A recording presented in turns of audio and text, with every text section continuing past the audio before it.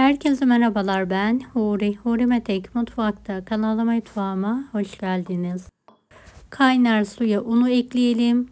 Sonuçta şaşıracağınız harika bir tarif ile geldim. Mutlaka deneyin. Tarifime hiç bekletmeden hemen başlıyorum. 3 su bardağı içme suyunu tavaya alalım ve kaynatmaya bırakalım.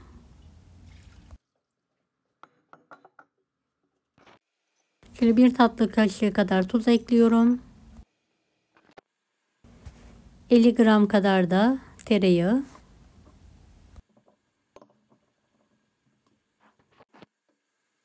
2 su bardağı mısır ununu kaynayan sıcak suya ekleyelim.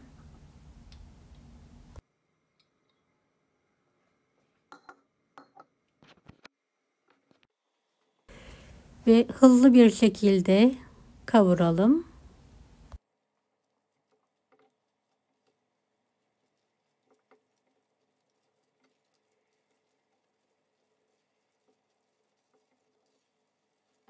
Evet, helva kavurur gibi kavurma işlemine devam edelim.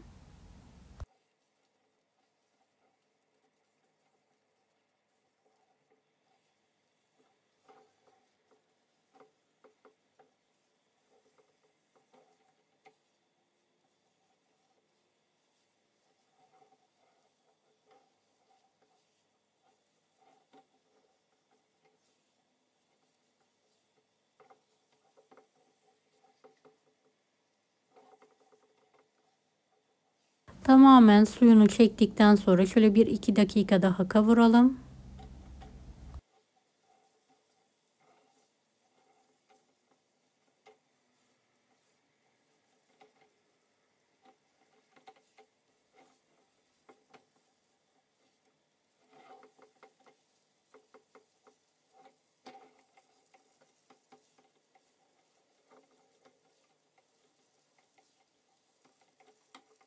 Evet, şu an iyi. Altını kapatıyorum ve soğuması için bir kenara kaldırıyorum.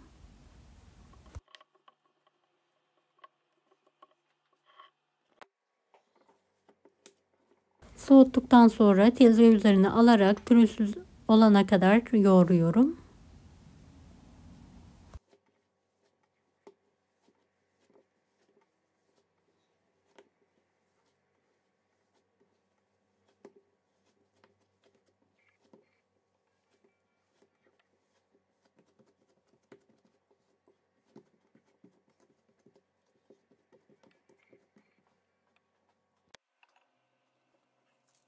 Evet, ortasını çukura açtıktan sonra şöyle bir tutam dereotunu kenarlarına doğruyorum.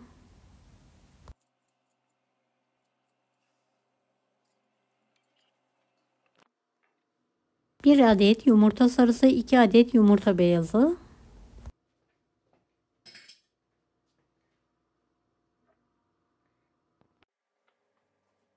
Bir kasede beyaz peynir.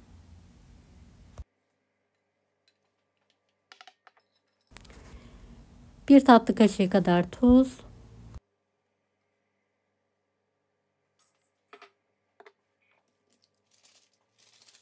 Bir paket kabartma tozu. Hepsini homojen olana kadar yoğuralım. Yarım çay bardağı sıvı yağ azar azar ekleyelim.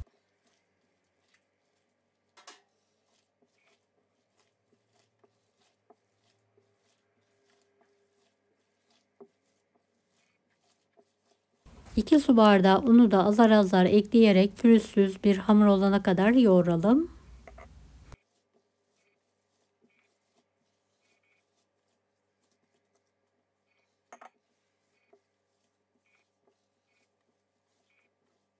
Beni hangi ülkeden veya şehirden izliyorsunuz merak ediyorum. Yoruma yazarsanız sevinirim.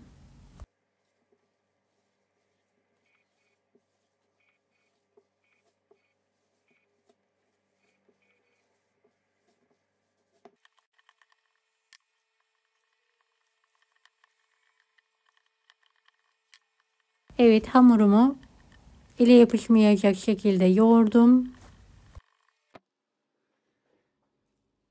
Şu an tam kıvamında. Şöyle ceviz büyüklüğünde hamurlar kopartarak yuvarlıyorum.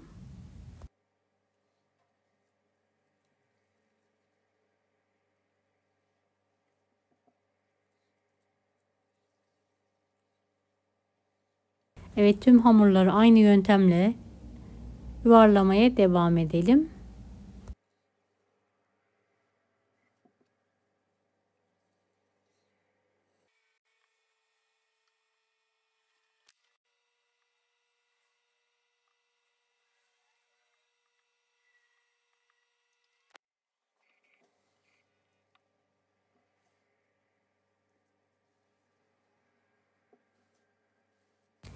Evet, son hamurlarımı da hızlı bir şekilde hazırlıyorum.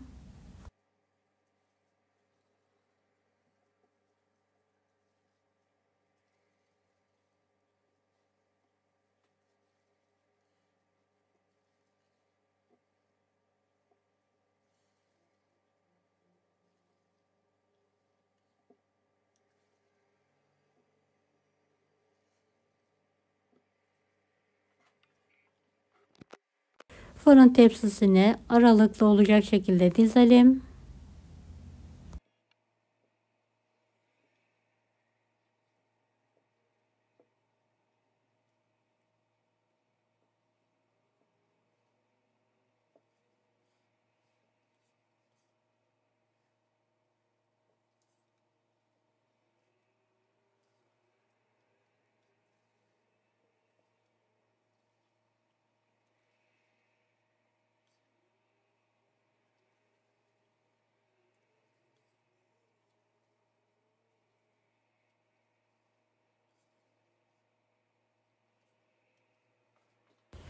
Bir yumurta sarısına biraz sıvı yağ gezdirerek üzerlerine her tarafına gelecek şekilde sürelim.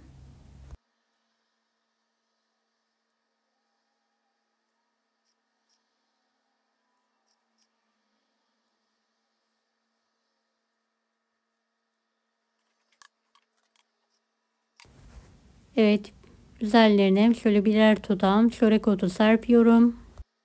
170 dereceli fanlı fırında üzerleri hafif bir şekilde pembeleşene kadar pişirmeye bırakalım. Evet, fırından çıkartıyorum.